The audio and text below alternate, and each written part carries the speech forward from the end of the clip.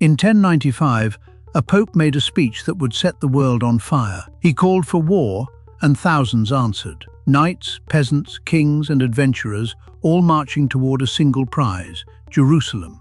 Over the next 200 years, Europe and the Middle East would collide in some of the most famous battles in history. These are the battles that shaped the Crusades. Before the real army even arrived, a massive crowd of ordinary people marched east on their own. They had faith but little training, little food, and almost no discipline. When this so-called People's Crusade ran into the Seljuk Turks near Civetot, the outcome was brutally one-sided. Tens of thousands were cut down. The First Crusade nearly ended before it had truly begun. Then came the professionals. Their first great obstacle was Antioch, one of the strongest fortresses in the world. The Crusaders, led by commanders like Bohemond of Taranto, surrounded it for 8 grueling months. But the real enemy wasn't the walls, it was hunger. Starvation set in, and some chroniclers even recorded cases of cannibalism. In the end, the city didn't fall to an assault. A guard was bribed, a gate swung open, and Antioch was theirs. And then everything got worse. Just as the Crusaders took the city, a massive Muslim relief army under Kerboga of Mosul arrived and trapped them inside the prize they'd just won. Outnumbered, starving and cornered, they did the only thing left. They marched out and attacked. Against all odds, they shattered Kerboga's army. The road to Jerusalem was finally open. After 3 years of marching and fighting, the Crusaders finally reached the Holy City. The siege itself lasted only a few weeks, but when Jerusalem fell, a massacre followed. Muslim, Jewish, and even some Christian residents were killed. Medieval writers described blood running through the streets. Exaggerated or not, the conquest shocked the entire region.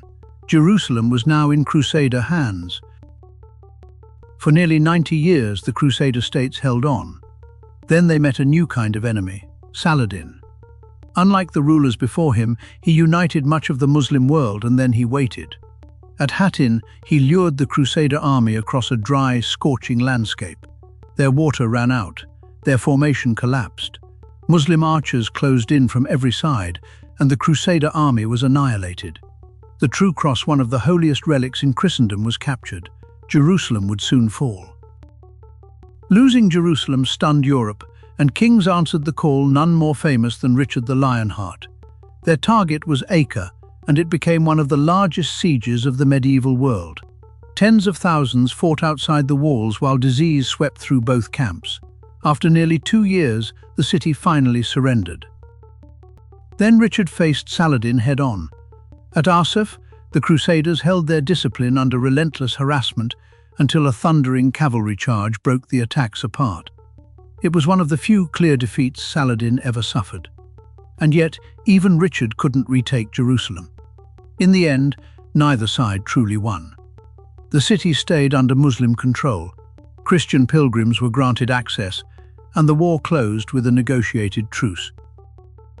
Then came the strangest crusade of all. The Fourth Crusade was supposed to attack Egypt. Instead, the Crusaders turned on fellow Christians and stormed Constantinople, the richest city in Europe. They looted its churches, palaces, libraries, and treasures, and the Byzantine Empire never fully recovered. Ironically, one of the greatest victories of the entire Crusades was won against other Christians.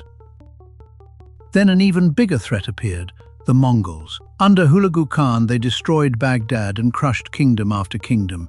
Many believed no one could stop them. But in Palestine, at Ain Jalut, the Mamluks of Egypt met them in the field. Using ambush and a feigned retreat, they defeated the seemingly unstoppable invaders, one of the first major Mongol defeats in history. The balance of power had shifted again. For almost 2 centuries, the Crusader states had clung to the eastern Mediterranean coast. Acre was their final stronghold. In 1291, the Mamluk army stormed the city, and the defenders fought street by street. When Acre fell, the Crusader states effectively ceased to exist. The Crusades lasted almost 200 years. They killed hundreds of thousands, and they reshaped trade, politics, religion, and warfare. Jerusalem changed hands again and again.